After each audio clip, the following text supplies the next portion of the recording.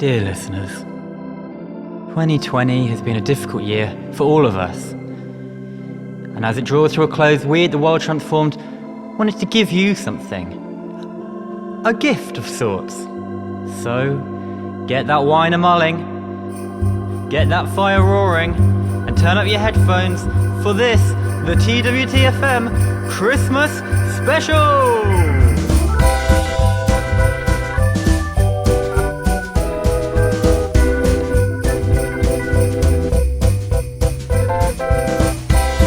Imagine, demand, and build a Christmas transformed.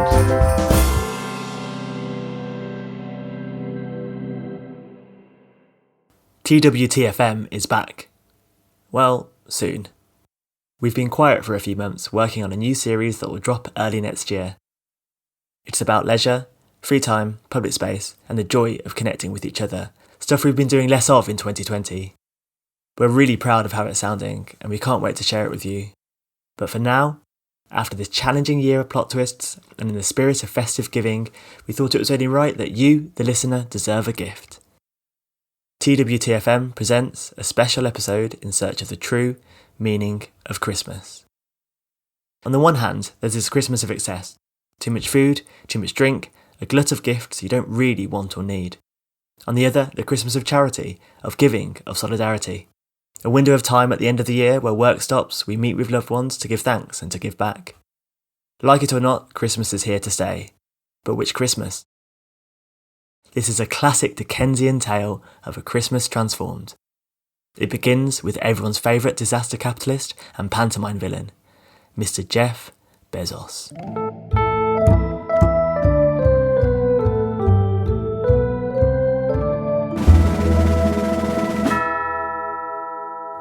Once upon a time, of all the good days in the year on Christmas Eve, old Jeff Bezos sat busy in his office atop Amazon's London headquarters. Jeff was in a bad mood. Christmas was the busiest time for his company, and he had to take precious minutes out of his schedule to review a short history of Christmas, a video he had recently commissioned for Amazon Prime's holiday-focused content. His office was stiflingly hot, unlike the conditions his workers faced in his fulfillment centres. From an array of monitors he could see his workforce. He saw them wheezing up and down, beating their hands upon their breasts and stamping their feet upon the icy floor so as to warm them. Come in and close the door. Right, I'm a busy man and time, as they say, is money. Show me what you've got. It's here, sir. And if you're sitting comfortably, we can begin straight away. Alexa, play the video. Playing History of Christmas video. A short history of Christmas. The precise date of the first Christmas celebration, like that of Christ's birth, remains hotly contested amongst theologians, but the 25th of December has been the chosen date since at least the 4th century. It's clear that many of the rituals we associate with Christmas, feasting, drinking, and general merrymaking, took their cues from pre-Christian celebrations, which commonly fell on or around the midwinter solstice. Shortest day, longest night, heralding returning light, for the turning of the year. Midwinter solstice traditionally marks the shortest day of the solar year and heralds the return of warmer weather. Midwinter celebrations not only marked an end of the privations of hard winter months in Europe, but were also a coping mechanism, a way to reinforce the social bonds of kin and friendship that held life together during the austerities of winter time. Christmas has served different social functions during its long history, sometimes reinforcing the dominant social values of society, sometimes subverting them. Christmas has often taken on ludic and transformatory characteristics that seem to threaten the rule of societies based on workplace discipline, class inequality, and strict social hierarchies. During the High Middle Ages, the holiday had become so prominent inside Europe that chroniclers routinely noted where and how the various magnates celebrated Christmas. Many of the trappings we now associate with the festival, the singing of carols and gift-giving, can be traced to this period. It should be noted that in medieval Europe, gifts were primarily given to landowners from their tenants, a form of class deference that acted to cement the social hierarchies of feudal society. However, carolling had more subversive origins. Caput apri Fero, Cadens laudes Domino. Carolling was originally performed by a group of dancers who sang. The group was composed of a lead singer and a ring of dancers who would provide the chorus. Boar's head, as I understand, is the rarest dish in all the land. Various medieval writers condemned carolling as a lewd act, one that indicated that the unruly traditions of Saturnalia may be returning. Saturnalia was a customary midwinter festival particular to the ancient Roman Empire that ran annually between the 17th and 23rd of December, preceding the birth of Christ by about 200 years. This celebration was characterised by a class-based reversal of roles in which slaves were treated to a banquet usually only enjoyed by their masters. The two major themes of Saturnalia were abundance and equality. Ultimately, though, no social norms were ever truly threatened or transgressed, because everybody knew the celebration would eventually end, and life, and its social ordering, would return to normal. In effect, Saturnalia acted to let off the steam of mounting class hostility. Does Christmas serve the same function Hang on, today? hold it. What's all this? This isn't the sort of Christmas message I'm asking for. Where's the focus on presents, toys, commerce? I'm running a business here, not a university. I'm sure you'd enjoy it if you just gave it a chance, sir. We'll see. Carry on. Misrule, be that drunkenness, promiscuity and gambling, all activities that ran counter to the prevailing drudgery of the social order, remained an important aspect of the Christmas period through the Middle Ages. Associating it with drunkenness and other misbehaviours, the Puritans banned Christmas in England during the 17th century. It was restored as a legal holiday in 1660, but it would remain disreputable until the Victorian period. In the early 19th century, the Oxford movement inside the Anglican Church ushered in, quote, the development of richer and more symbolic forms of worship, a revival aimed at increasing the centrality of Christmas itself as a Christian festival, as well as developing special charities for the poor, in addition to special services and musical events. Hello, you there, boy. Me, sir? Yes, you, my good fellow. What day is today? Today? Why, it's Christmas Day, of course. Christmas Day. I haven't missed it.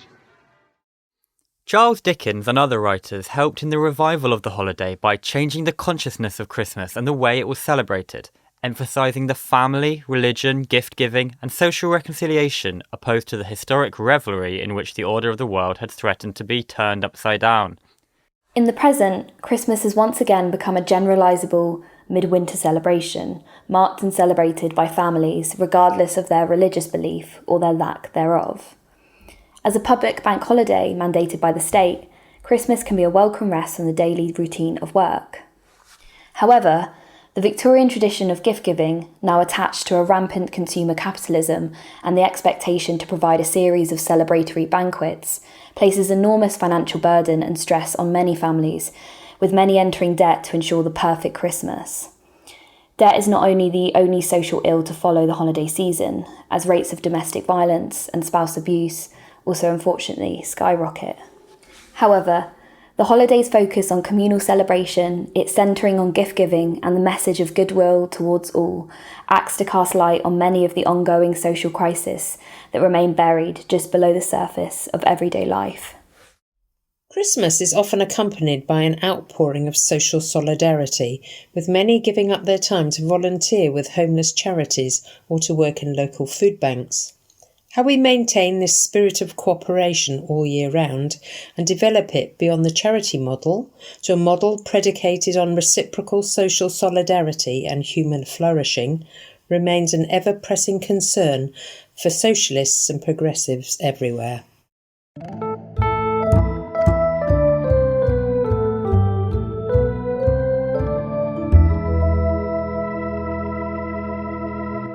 Bezos, furious at such communistic folly, grumbled aloud. Bah humbug. What was that nonsense? That wasn't what I asked for at all. Who is responsible for that? Well, that would be me, sir. And your name is? Bob Cratchit, sir. And the communist speaking? Well, they're from an organisation called The World Transformed. They do brilliant festivals and interesting educational podcasts. Enough already. Pack your bags, Bob, and get out. You're fired. Do I really have to do everything myself? But it's what you asked for, sir. A history of Christmas time, the holiday. It's Christmas, sir. I have a family to feed and presents still to buy. You can't do that. I've got rights. You thought you had rights. Go away, you funny little man. Infuriated by the changes made for his Christmas scheduling, Jeff took himself home. Christ. He thought. Perhaps Netflix will win the Christmas Day rating wars after all. How intolerable. The fog and frost so hung about the windows of his palatial dwellings that it seemed as if the weather sat in mournful meditation on the threshold, with which old Jeff joined in contemplation. He was startled from his rumination by a ringing.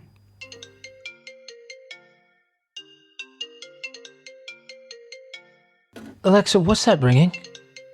Incoming call. Who is it? A Mrs. Emily Cratchit. Who? Hermione Thatchett, the woman from accountants? Patch her through. Call connected. Mr. Bezos? Yes? I'm sorry to bother you on Christmas Eve. My name is Emily. I'm the wife of Bob Cratchit. Who? The man you sacked today. Which man I sacked today? Madam, I sack thousands of people daily. You'll need to be more specific than that. Bob, sir, you asked him to find your content for a Christmas special? Oh, that clown. I'm ringing to ask you to reconsider your decision. Times are very tough. We're reliant on Bob's wages, as meagre as they are.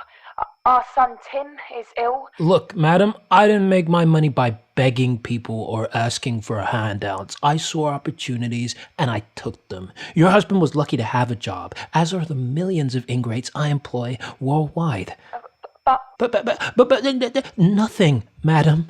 When I started my business 16 years ago, there was an opportunity. Mrs. Thatcher had done a sterling job, destroying the old industries and the unions, paving the way for the new industries like mine to take advantage of the changing times. Change and adapt, madam. Change and adapt is my advice to Bob and your family. Good day to you. Don't ring here again. Alexa, add that to my list of blocked numbers. And being, from the emotion he had undergone, or the fatigues of the day, or the lateness of the hour, much in need of repose, Jeff went straight to his bed, without undressing, poured himself a cognac, and shut his eyes. How dare she ring me at home? What does she think I run, a charity? Ugh! No more of this. Alexa, play me something to send me off. Play me something relaxing or I'll struggle to sleep again. Did you say TWT FM? Jessica Thorne and Seth Wheeler discuss the miners' strike and Christmas. In March 1984, over 150,000 British coal miners went on strike to protest against plans for widespread closures in the industry. The strike, ultimately unsuccessful, lasted a year and was one of the most significant industrial disputes in British history. It was significant because the miners weren't the only losers. So too was the Labour Party and the extra parliamentary left. Labour's Keynesian vision of society, based on full employment, a welfare state and nationalised industries, was brutally and successfully opposed by the new free market regime ushered in by Margaret Thatcher. By 1984, it was clear that the age of state ownership had come to an end. Before the defeat of the miners came the privatisation of British Telecom, Many other previously protected or unionised industries followed suit in the years to come. I'm going down, although I am a Durham lad brought up in Busty Cove. I'm going down, 'cause here the seams are all worked out and I don't want the dough. I'm going down to Nottingham, good prospects are my go. I'm going down, although it grieves me sore to leave the town and folk I know. The combination of depression and a massive restructuring of the economy produced on the left a crippling sense of disorientation and insecurity.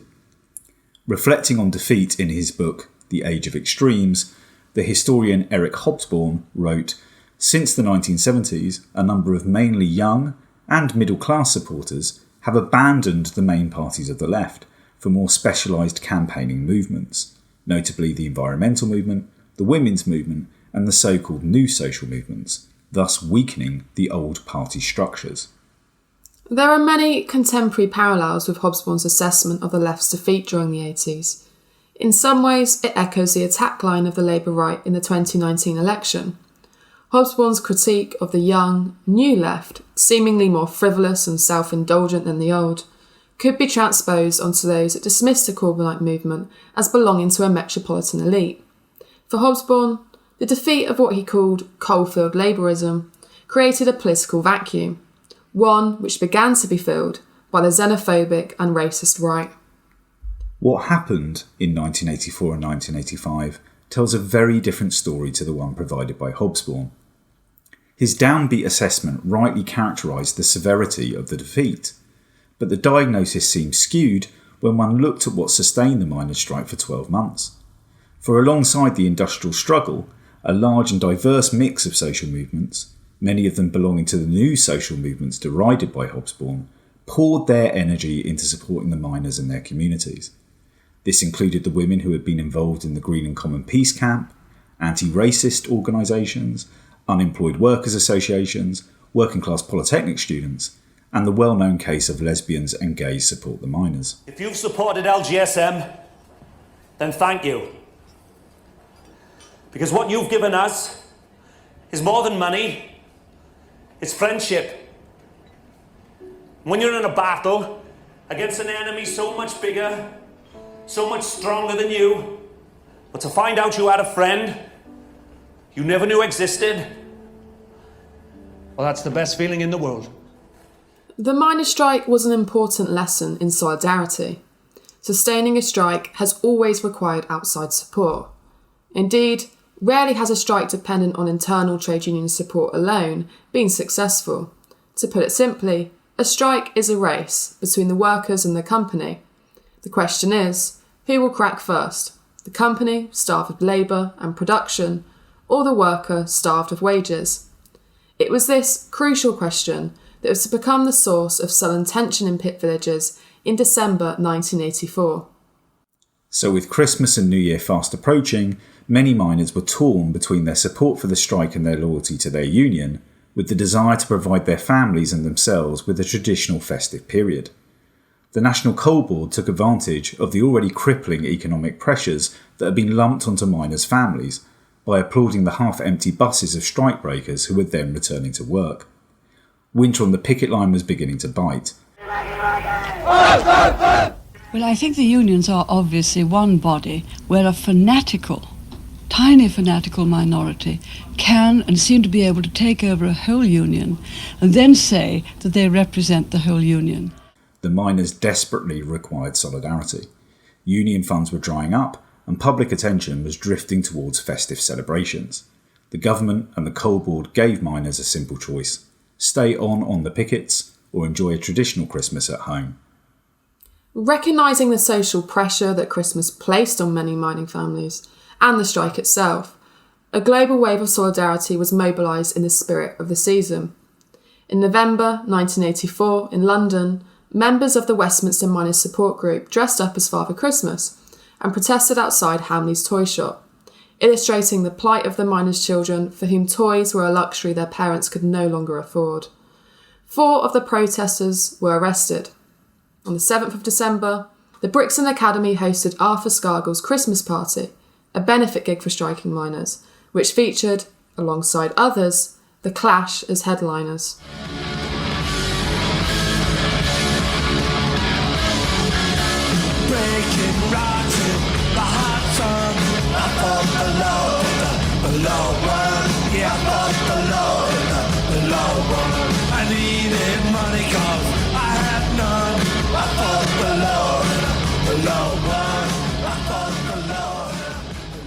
As the strike continued into the Christmas period, solidarity would pour into the isolated pit villages from all across the world. In October, the French miners, belonging to the CGT Union, made a commitment to bring a 40-lorry convoy of food and a cheque for 700,000 francs in order to ensure that every British miner's child would get a toy for Christmas. As noted by the Scottish correspondent for the Morning Star on the morning of December the 15th, 1984, Vive la France was the cry emanating from Scottish miners and their families that morning after receiving a mountain of toys. The packing cases in which these gifts arrived bore the legend, 300,000 parcels for the children of British miners. That's our solidarity. They're doing Christmas parties for the children, Aslef, train drivers. We've got toys, I believe, coming from Sogan 82. We are like one big family together in Penrith now, because 75% of us are all in the same position. They've all got somebody that's affected by this strike, and so we've got the spirit in Penrith now is, well, it's like it was during the war then. Thousands of food parcels and toys arrived from France, West Germany, and even as far away as Afghanistan. In the small village of Bedlanog in southeast Wales, turkeys arrived in truckloads, financed by the Miners' Relief Fund.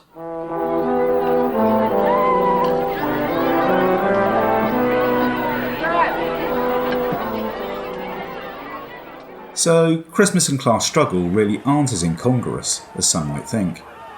Striking during the festive period is hard, but it's also a time where workers' power can be acutely revealed, even in periods of defeat and relegation. As noted by the well-known historian Edward Thompson, it is never safe to assume that any of our history is altogether dead. It is more often lying there, as a form of stored cultural energy. The instant daily energy of the contingent dazzles us with its brightness, and what passes on the daily screen is so distracting, the presence of the status quo is so palpable, that it's difficult to believe that any other form of energy exists. But this instant energy must be reproduced every moment as it is consumed. It can never be held in store. So let the power be cut off for a while. Then we become aware of other and older reserves of energy glowing all around us, just as, when the streetlights are doused, we become aware of the stars. Christmas time, with its heavy emphasis on both community and the spirit of goodwill towards all, allows us to see more clearly the social bonds of solidarity that exist all year round, providing a focal point that unearths the often hidden histories of mutual aid, solidarity and compassion, ever present and ever necessary for any social struggle. Financially, I mean, we're not going to have the money to spend out on the things we'd like to, but the community, since we've been on strike, has, come together a lot more. So I think with the community spirit, we'll have a better Christmas actually than we did last year.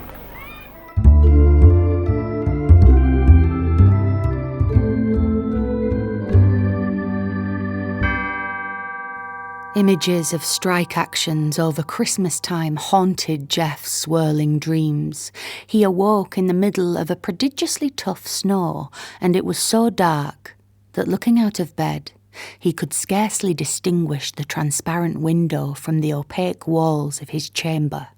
He was endeavouring to pierce the darkness with his ferret eyes when the chimes of his Apple Watch informed him it was Christmas morning.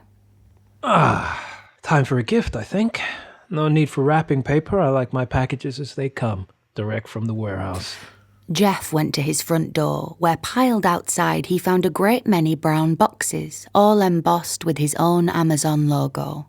He ripped greedily into the top box, but stopped in horror upon finding a handwritten note? In one of my deliveries? What on earth is this? Jeff studied the note. In spindly handwriting, it read, "Please help us. Alexa, get me someone who knows the meaning of this now." Okay, calling Alan Bradshaw and Jonathan Kesselman. Thank you, Alexa. The phenomenon of Christmas shoppers finding secret letters inside their products from the laborers who produce them is quite a common occurrence. For example, last Christmas, 6-year-old Florence Whitcomb from London found a note inside a pack of Tesco Christmas cards that read, "We are foreign prisoners in Shanghai Xingpu prison in China. We are forced to work against our wills. Please help and notify a human rights organization." Florence's mother, upon examining the letter, was shocked. Not by the fact that she discovered a clandestine note inside her festive multi-pack selection of greeting cards priced to sell at £3.50, but rather because whoever wrote the note didn't even have the decency to wish the family a Merry Christmas.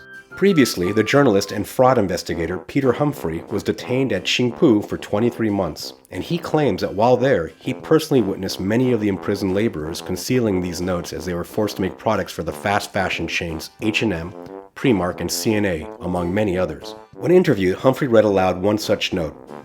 "I hope you enjoy the sustainable recycled cotton blend fluffy knit hoodie that I hand-stitched personally while shackled to my workstation. P.S. This sweater was made with inferior materials and will fall apart after 3 washes. Next time, shop at Harrods. Yours, Xian Wang." In 2014, Karen Wasinska from Fermanagh found a note in a pair of Primark trousers that said, "Our job inside the prison is to produce fashion clothes for export. We work 15 hours per day, and the food we eat wouldn't even be given to dogs or pigs." Karen, who owns a farm in Fermanagh, took umbrage with the letter. She said to BBC News, "I don't know what all the fuss is about. On our farm, during harvest time, we sometimes work 17 or 18-hour days, and we actually feed our dogs and pigs quite well, thank you very much." In 2015, a note found in a pair of socks bought in Huddersfield claimed to be from a 34-year-old Chinese man who had been wrongly imprisoned for blackmail and that he and his wife had been tortured and his father killed. The socks were an over-the-calf wool blend, a delightful shade of red, and retailed for £10 for the entire pack of 3. Tesco, responding to the note found in Florence Whitcomb's Christmas card box, issued a PR statement saying, "We abhor the use of prison labor and would never allow it in our supply chain. We were shocked by these allegations and immediately suspended the factory where the cards are produced and launched an investigation. As a company, Tesco will not stand for any evidence of forced labor, and to demonstrate our position while we investigate, we've ordered our staff to work around the clock this Christmas without overtime pay or breaks to eat or to use the toilets. It is possible that these letters were all hoaxes. It is, after all, impossible to ascertain the veracity of the letters, but they were certainly regarded by the people who found them as plausible yet deeply unsettling to their consumer experience over Christmas. These letters from China do more than remind us of our lack of concern with people who made the goods in our hands. They show us that repression occurs at the point of production as well as consumption, that the commodities in our hands may have been made by somebody whose labor may be compelled and who might be living in a prison-like workplace. The letters raise questions about globalized, outsourced production and remind us that these goods have been made by people and that we typically repress our awareness of who these people are and what their working conditions are like. Lastly, if you liked any of the items featured in this article, you can use the promo code FORCEDLABOR2020 to receive a 30% discount on any goods from Tesco, Primark, or H&M. Check our websites for details. Terms and conditions may apply.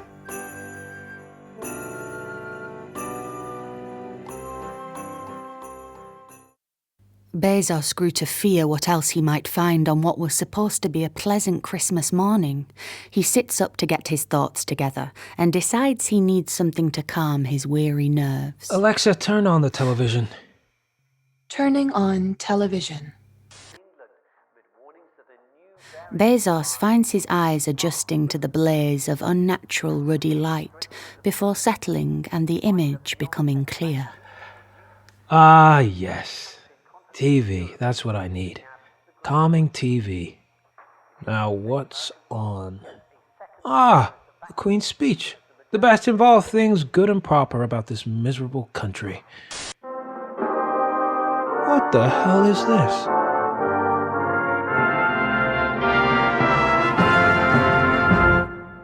Greetings, fellow citizens. My name's Hilary Wainwright. I'm an editor of Red Pepper magazine and website, and I'm giving this message just now from Hackney, where I'm a member of the Hackney South Labour Party. It's certainly been a very dismal year. An annus horribilis, as Mrs. Windsor once put it, after a particularly difficult year, including the death of her immensely popular daughter-in-law, Diana. It's not just the pandemic, though, that has made it so horrible and so tragic. A man-made tragedy, we must remember, an outcome of profit-driven food production and an unregulated food chain. What has also made this year so horrendous is the way that the COVID crisis has been managed by Mr. Johnson with such careless contempt, turning desperate human need into a bonanza for corporate profit. I'm thinking here of Serco's £400 million contract. That's £400 million of public money for so disastrously managing track and trace.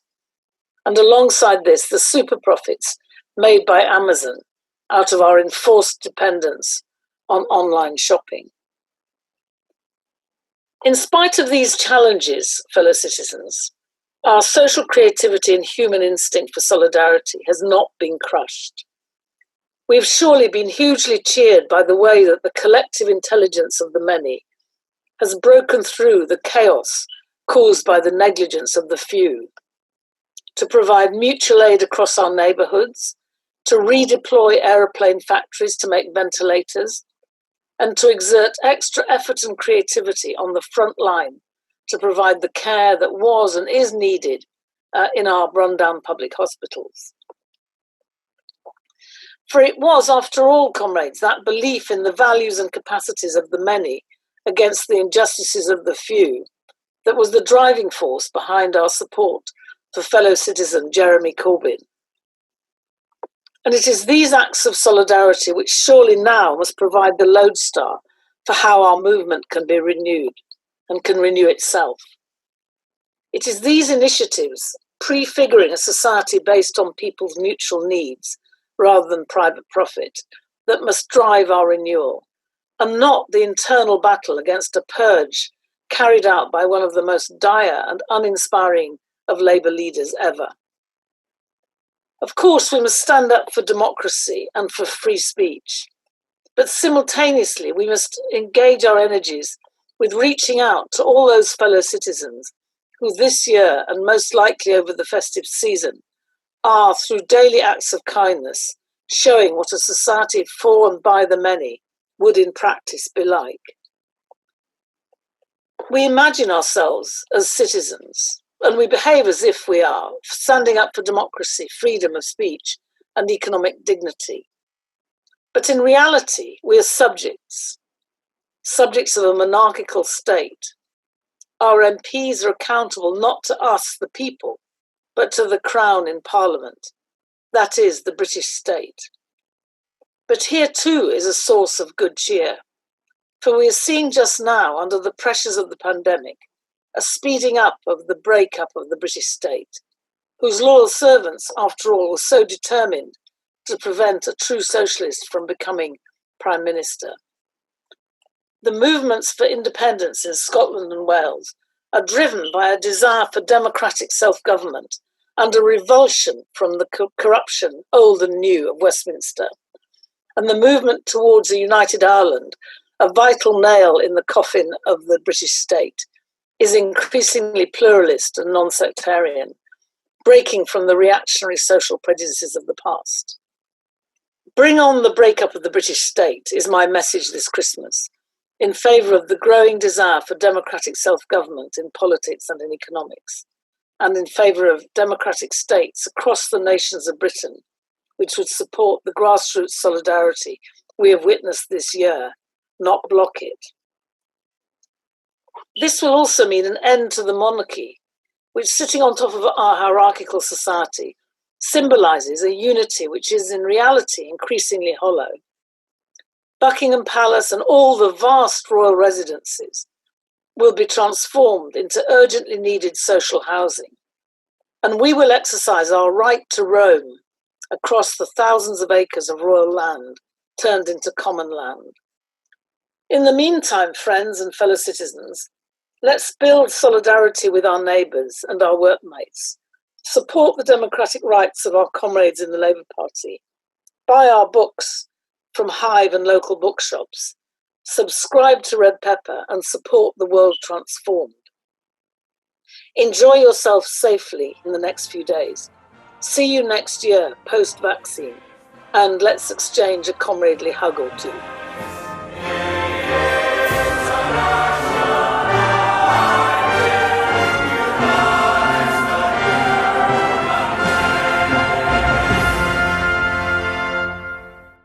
What the hell is going on today? Alexa, order me my Christmas dinner. That evening, Bezos ate his dinner alone and pondered on the strange events of the last 24 hours. Was this a portent of things to come? He had heard rumours of union organising inside his distribution centres. He was tired of listening to the concerns of workers. He was equally tired of hearing the complaints of ecologists about the environmental costs of his operation. Why wouldn't they all just shut up and enjoy the Christmas season? After all was said and done, that was the busiest time of his year. The time when Amazon made its most profit, and it had been a bumper year. Bezos became full of fear, of losing his power, his worth. He suddenly felt a dark presence in the room. He pictured a solemn spectre, draped and hooded, coming like a mist along the ground towards him. But when he looked about him for the ghost, he saw it not. Yet the fear remained. Anxious that his future seemed utterly uncertain, he sought counsel. Alexa, conference call with everyone on my super forecasters list. Calling super forecasters now.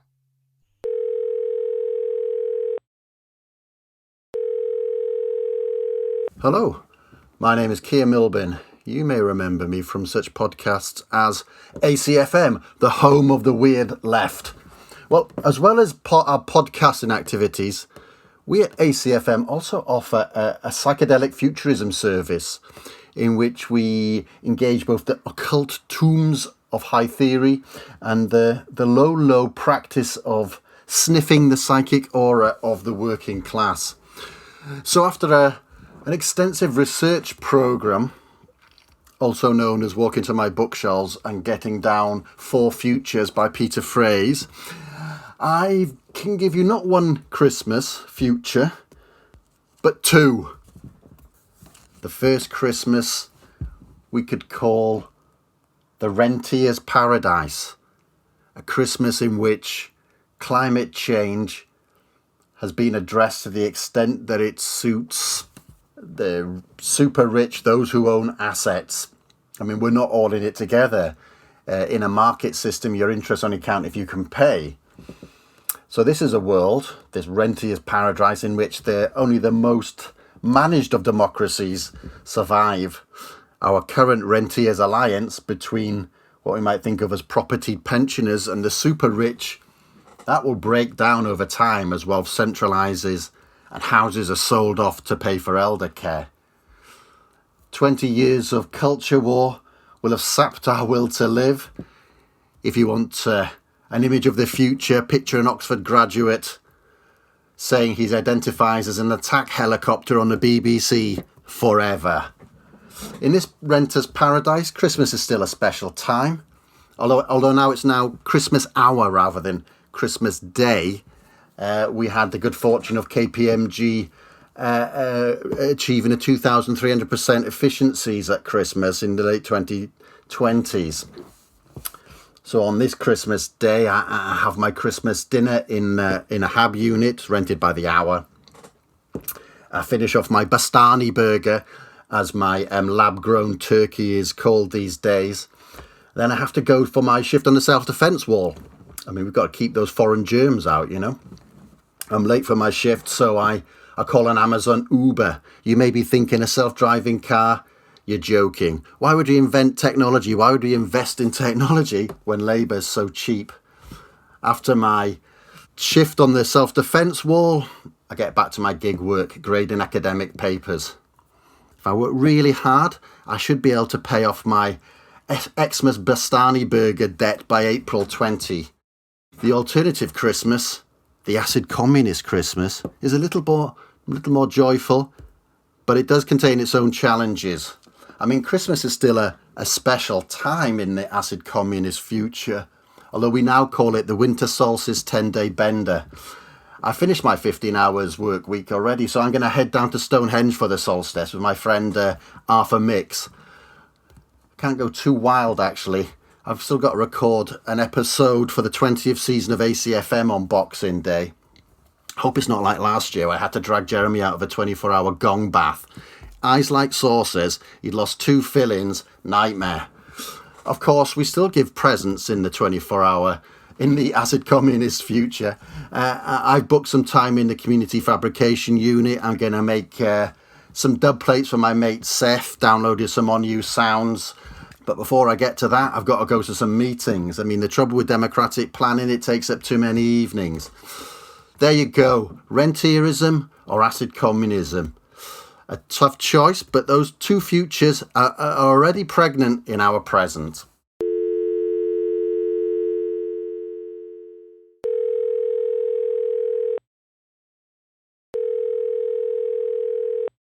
My name is Sophie Lewis, and I'm a freelance writer and part-time feminist theory instructor. When the ghost of Christmas future took me by the hand, she showed me a border guard genetically testing a pregnant migrant and her little baby and her companion Joseph, so as to ascertain whether they qualified for admittance to the land of family values. People stood waving signs in protest nearby, signs reading, "Keep families together." But when the travellers turned out not to be an authentic biological family according to the border scientists, they turned their backs and spat at the queer homeless people who were shouting something about why can't we just say keep people together or abolish borders. The ghost of Christmas future and I followed these protesters down a street papered with posters warning citizens about stranger danger and the threat of trans ideology. A street lit up with little holographic animations proclaiming proudly that refugees from the nuclear household had been denied a single penny that year, and that family comes first, peppered with massive screens blaring pro-natalist infomercials and reminders about state-mandated reprotect programs that required all citizens to eradicate disability from their genetic clan's human capital portfolio. But then another ghost took me by the hand, and it was the spectre of future communism. Apparently, some people now still liked to organise their lives in quite small pods, but it was much more common to find groups of about 80 to 100 humans living in affiliated hives with all kinds of other species. The architecture of each hive would stack sound-insulated bedrooms for about 1 to 5 people and their companion non-human species around a giant central kitchen and laundry. Neighbourhoods also tended to have exquisite, fully furnished creches where people of all generations were expected to live and look after one another and be educated by one another according to a consensus curriculum for at least half of the year. On the walls, there were friendly visitors' guides explaining that inheritance, private property, and hence landlordism were all highly frowned upon practices in this town as of that year, as was the practice of preventing children from benefiting from many parents. Further away from the water, there was an aromatic canteen where even more people were freely mixing and hanging out, playing, talking, and eating, filtering through from what appeared to be an adjacent building, with loads of little intimate nooks and spaces, as well as a gigantic hall I later learned was the assembly room, whose vaulting arches were all covered in tiles, drawings, and mosaics about a world in transformation.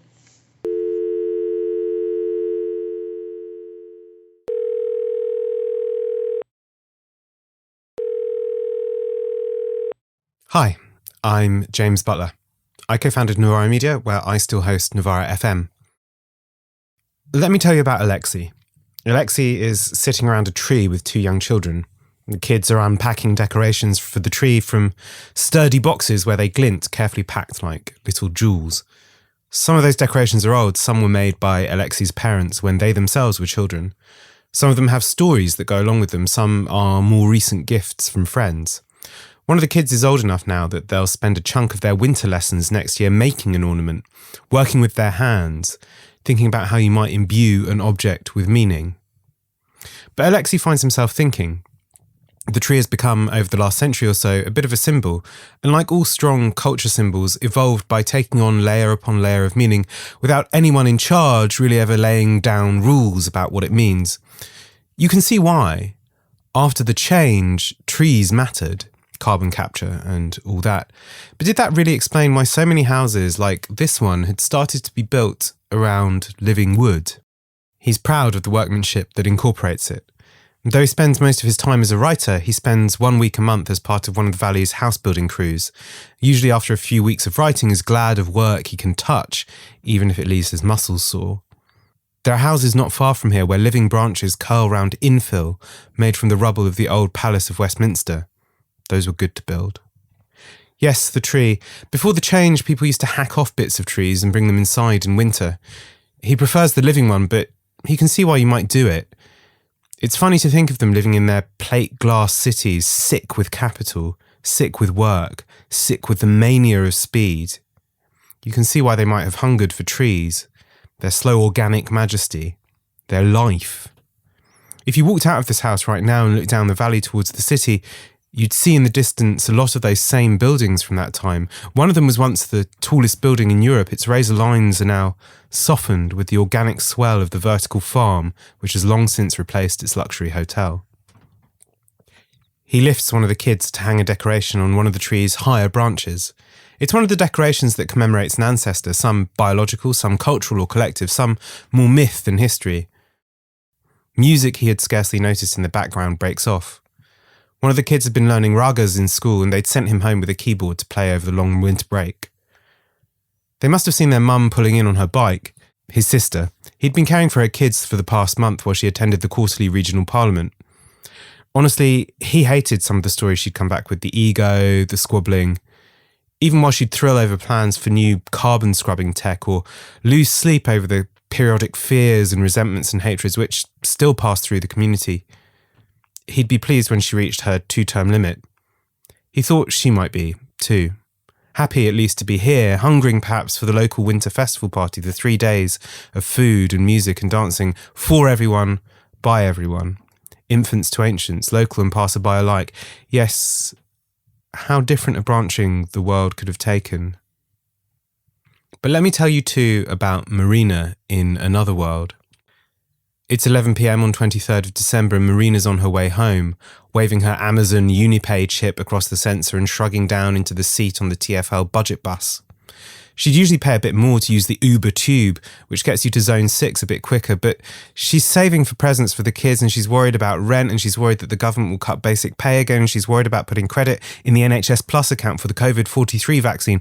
Sometimes all she thinks she does is worry. At least her health score isn't too bad. She gets a gold star ping every time she walks home through the park, with a little voice that says, "Green is good for you. Don't be a drain on our precious resources." But there's less green than there used to be. Things don't grow as well there anymore. The winter's not cold enough and the summer's too hot. In the middle of it, a huge artificial tree, the same as last year's. It has lights thrown around it, but the battery's gone or someone's robbed the photocell to flog. It looks forlorn. She knows things could be worse. They've got really good synth turkey and good real potatoes grown in soil. And the family's around, and between her savings and her mum's Bezos fund pension, the kids will enjoy it. It's not nothing. They can't afford lab-grown meat, but then who can these days? Back when you could go into Zone 1 freely, she used to walk around the food halls. But that was years ago now. And she has 2 days off, the last of the 6 days holiday you get with an official government job. Cushy, really. Yes, things could be worse. When the government brought in Operation Lifeboat, when it decided to close the borders after the famous failure at COP30, everyone predicted chaos. But the truth is things got greyer, smaller, meaner. There were cruelties, sure, but you only heard rumours about what went on in the White Cliffs border integrity centres and out in the seas. Wasn't the government doing the best it could? Didn't we deserve to survive? And she had work. Machine officer at the Prime Employment Plus exchange, more than a lot of people got. And it was easy. All you had to do was stand there and take the tickets from the machine and give them to people. Sometimes you might feel a little surplus to requirements, but lots of jobs were like that these days. And it meant she could afford the rent, multiple rooms as well, in one of the former office blocks turned housing, which now dot the outskirts of the city. And if you made sure you didn't look too glazed over and your supervisor didn't notice, you could listen to broadcasts while you were doing it. It used to be that all you could get on broadcasts were the official channels, but someone at work had showed her how you could tune into the other channels. She'd been listening to things at work about what was really going on in the government. She listened to people arguing that cuts to basic pay actually really weren't necessary after all, that there might be another way to live. It all seemed starry-eyed, maybe, like hearing a message from another universe. But she couldn't shake the thought that there was something in it. She trips on the pavement. It's not that there's frost or snow. The winters are too warm for that really now. Just that the council never really fixes things anymore. Never any money for it. She looks down at the paving slab and sees the crack running down it, out of which flares green and white some long-determined, long-working, long-growing in darkness, the root of a tree. Bezos wants to ensure the negative future is the one that wins. He will fight class war. Will you? Class war. Would you like me to add this to your Amazon wish list?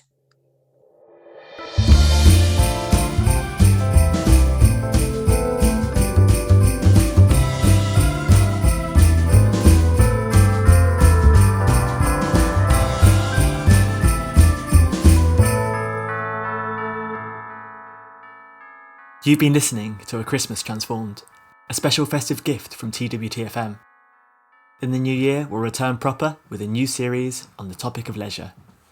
Make sure you're subscribed to TWT FM wherever you listen to podcasts to ensure you're ready when the first episode is released.